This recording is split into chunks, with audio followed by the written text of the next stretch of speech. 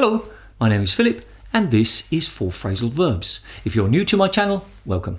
In this video, I'm going to be talking about phrasal verbs that can be used in travel situations. Over here, you can see the contents of this video. So we have check in, see off, set off, and take off. There's also the quiz and the optional comment homework. All of them have got times. Down the bottom in the progress bar are YouTube's chapter dividers, and in the text description are quick jump links. Those three things mean that you can go to any part of the video that interests you the most. Before we start, I've got two reminders. Number one, I highly recommend doing the quiz multiple times after you've watched this video in full for the first time. 1 week, 1 month, 3 months, and maybe even 6 months after that. Put those dates in your calendar. The second reminder is that there is an accompanying summary poster. The link is in the text description. You can download it to your device or you can print it to put it in your folder. So let's get started. Check-in. Check-in is separable and inseparable and transitive and intransitive. Now, that's not unusual, because there are lots of phrasal verbs that can be transitive or intransitive, separable or inseparable, but nearly always they change their meaning when they change between transitive or intransitive, but not in this case. It depends on who's doing the action.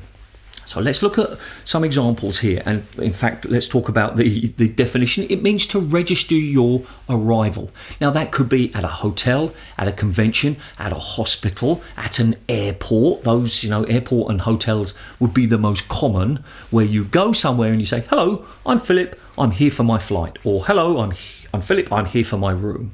Now the first one is inseparable and intransitive. When he checked in at the hotel, at the airport and the hotel, he didn't smile once.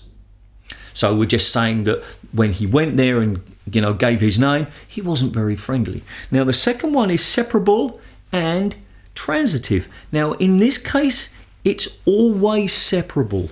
The receptionist who checked us in at the convention was really helpful. Now you wouldn't say the receptionist who checked in us. Okay, us just doesn't work. The receptionist who checked in Philip at the hotel, it can work, but it's not so common. So I would say that if the person doing the action of entering the details onto the computer, and this is how I use my computer, the person entering the action, in this case, then it would be separable and transitive. But in the case of you are giving your name and giving your details, then it's inseparable and intransitive. So let's look at some examples from the real world. The first one is from Corbally John, and he says, if you must stay in a hotel, use one that lets you check in with an app. Then he talks about other things to do with the pandemic. And the next one is from the Lady of Storm's End. Now, I'm not here to criticize people's spelling or grammar, but in this case, we shouldn't be using the hyphen when it's a phrasal verb. When it's a compound noun, the check-in area, then it will be hyphenated. But really, it doesn't make much difference. All right, I don't know who needs to hear this, but when you book a hotel, it's for the night of month and day. So if you book a room for now, for the November the 14th, Saturday, you likely won't be able to check in before 12 p.m. and absolutely won't be able to check in right now. For your information, FYI, for your information, it's 2:27 a.m. Now, I'm assuming that this person works in a hotel and somebody has arrived at 2:27 a.m. and has said, I have a booking for this day, I want to check in. But no, she's telling those people, no, your booking is for the night, not early morning. So there are two examples of check-in. See off. See off is separable and transitive, and it means to go to the place that someone is leaving from in order to say goodbye to them. So you go to the airport and you say, have a nice trip, enjoy yourself, bye, send me a postcard. You know, those kind of silly things. Let's look at the examples. Poor Jack, and yes, it's always Jack and Sally in my examples. Poor Jack, nobody went to see him off when he left for his round-the-world trip. So nobody went to the airport or the train station to say goodbye to him. Come on, let's go and see off Sally at the train station. Okay, so let's look at some real-world examples here. This is from Weng Peng. I hope I've pronounced that correctly. Wu Peng. Children see off their parents at the airport when Chinese medical team departs for the Gambia. My blessings and best wishes to them all. And there's pictures of the children saying goodbye to their parents who are part of the medical team. The next one is, all right, this is from Farah. And I love her handle here. She says, her handle, which is the @ name, is when sad, I sleep. I like that. All right, so she says, that's a picture of a lady, I think. I decided not to see off my brother at the airport because, that's a shortened version, I knew I would cry. Now, crying because I won't get to see him off, I hate this. All right, emphasizing this. All right, so we see it here. We see it separable and inseparable. Separable as in see him off. Remember, the him has to, if you separate it, has to be a pronoun in the middle. And see off my brother. There we go. Okay, set off is inseparable and transitive in this meaning, because there are other meanings of set off. All right, so to begin a journey or trip, or to start going in a particular direction. What time does Jack set off tomorrow? Meaning, what time does he start his trip?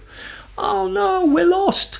Let's just set off in this direction and see where it leads us. So that means let's go in this direction. So let's look at some real world examples. All right, would you ever set off, start a trip around the world with a complete stranger? It's an interesting question. That comes from Vocal. That's a website or some YouTube channel, I'm not sure. So that was that. And here is another one from AQ Advantage Center. Andy Stoll set off on a 4-year, 40-country trip around the world. Well, that sounds pretty interesting. So there we go. Both of those saying about the idea of starting a journey. And the last one, take off. Now, take off in this context is inseparable and intransitive. Take off can have quite a few different meanings, and we're not going to talk about those. We're only going to be talking about the idea of leaving the ground, as in, you know, beginning a flight or something like that. So, some examples. Yesterday, Sally's plane took off 3 hours late, and she was furious, incredibly angry. What time does Jack's flight take off next week? So both of those to do with aeroplanes. It could be a helicopter, a balloon. I'm not sure there's anything else that might, a rocket. So those would be the things. And let's look at some of those real world examples. Okay. All right, so 18, this is from Simon Calder. Now, Simon Calder is, sorry, I've lost my train of thought there. Simon Calder is a consultant, I lost that word, is a consultant, a travel consultant. And I've seen him on the BBC a few times, and he gives incredibly good advice. So he's talking here about a flight, and he says 18 hours, 9,537 miles, and £1,000, the world's longest scheduled flight is about to take off. So £1,000 for that flight. And it's going from John F. Kennedy Airport in New York to Singapore, I believe. I'm not really sure about the airport sign. You probably know that every airport in the world, at least every international airport, has 3 letters that designate it as what particular airport. LHW is London Heathrow. JFK is John Fitzgerald Kennedy Airport in New York. And then SIN, I think, is for Singapore. But I could be wrong. Feel free to correct me. And then the other one is a great little video on YouTube, and I can't catch the video. Well, I could, but I've only captured the screenshot here, and it's from Nature and Animals, and it's the best takeoff, and it's this person who's got one of these little fireflies on his finger or her finger, and it suddenly starts to light up, and then it takes off, flies away. So that was take off. Time for the quiz. In this video there are only 2 games and all of the instructions are shown on screen. So let's go.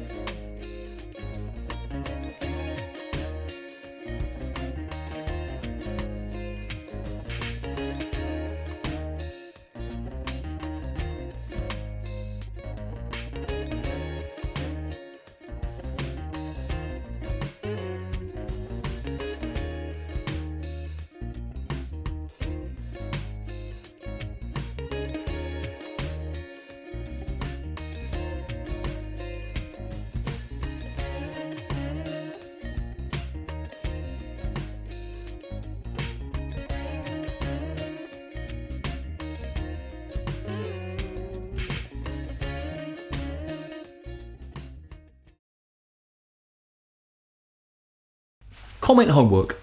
As usual, there are 3 parts to the optional comment homework, but I want to talk about the adjective for this video, and it is thrilled. Thrilled is a synonym of excited.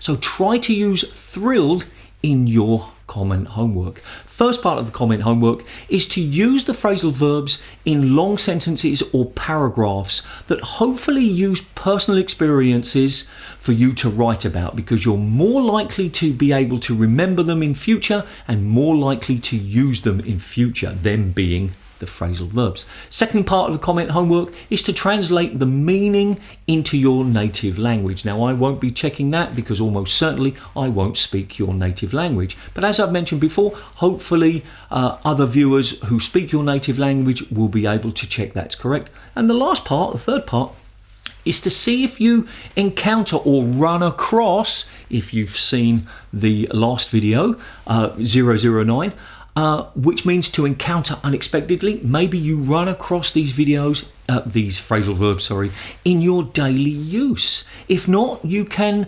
actively go looking for them like I did on Twitter to see them in real situations and then tell me about them in the comment homework.